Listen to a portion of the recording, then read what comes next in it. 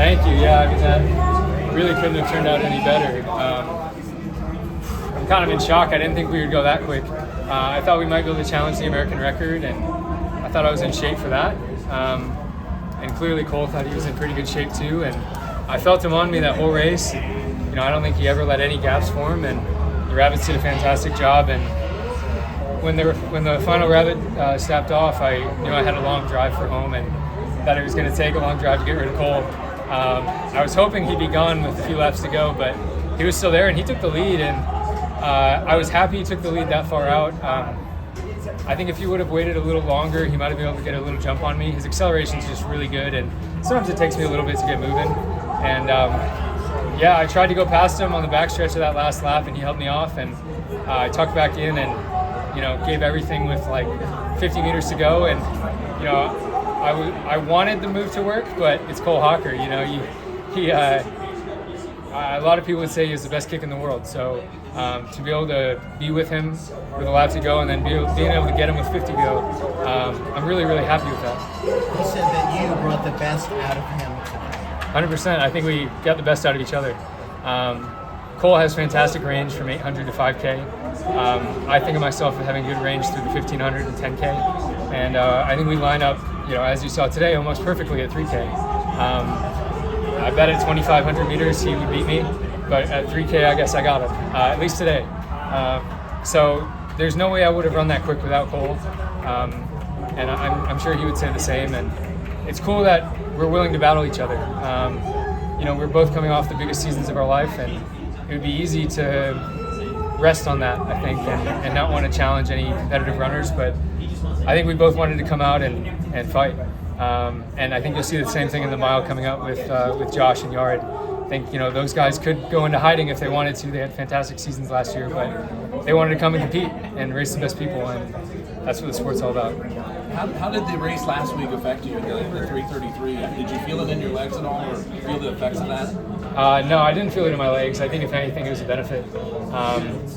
You know, just getting a little acceleration, a little speed work. I think that's something I always need to work on, and this was, I think it's possible I wouldn't have won the race today if I hadn't done that 15 last week. It sharpens you up a little bit and gets you in that race mode, and I think the intrinsic taper that you have to do for a race probably gives you a little, like, what's the scientific term?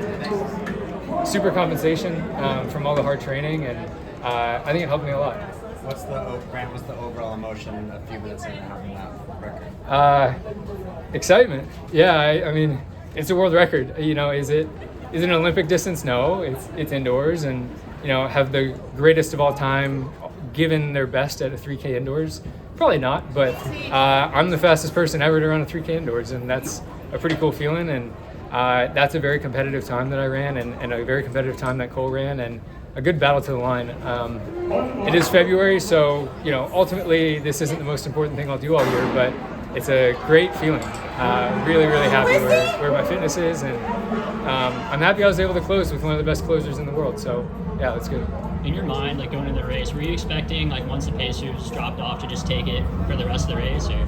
Yeah, I figured it to be a relatively similar situation to my 2 mile here last year, where I wanted to get right on the rabbits, and I think everyone in the field knew I would do that, and thankfully no one fought me for that position, and could just relax until the pacers left, and then I knew it was a long drive for home, and I wanted to get rid of Cole, but I didn't, and he was still there with 3 laps to go, and I think that's when he took the lead, and I was happy that he had taken the lead and not just sat on me longer, because it's just a long time mentally to drive for home. So it gave me something to chase for a little bit, and then we both just laid it all out with a lap to go. Could you talk about the last, like, 50 or so? Like, you're chasing down the reigning gold medalist in the 1500. Like, how do you kind of summon that kick in your head? Like, are you panicking, or are you just all adrenaline? Or? I don't think you're thinking clear enough to panic, but I knew what Cole's capable of, and I knew he has, the best kick in the world.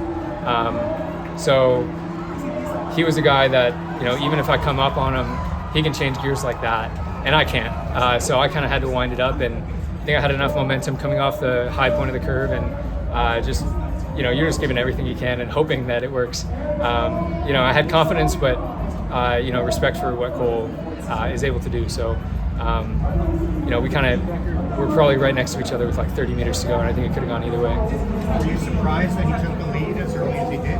Yes, I thought he would wait longer. You know, everyone has different strengths, and everyone has different strengths throughout the year as well. They kind of change. So I was happy he did, just because, yeah, I think I was in the lead with a K to go, maybe 1,200 to go, and that's just a long way to drive from home. And to feel someone on your shoulder, it does weigh you down. I feel like I work way less when I'm following. So I was happy that he took it with 3 laps to go, and I was surprised that he took it that early. I thought he'd wait a little longer, but you know, everyone's doing what they can with their fitness to put themselves in the highest percentage chance to win the race, and I think that's what he was going for. And I tried to go around him on the backstretch, and I couldn't get him, and so I had to kind of reset for a second and just throw everything into the last 50.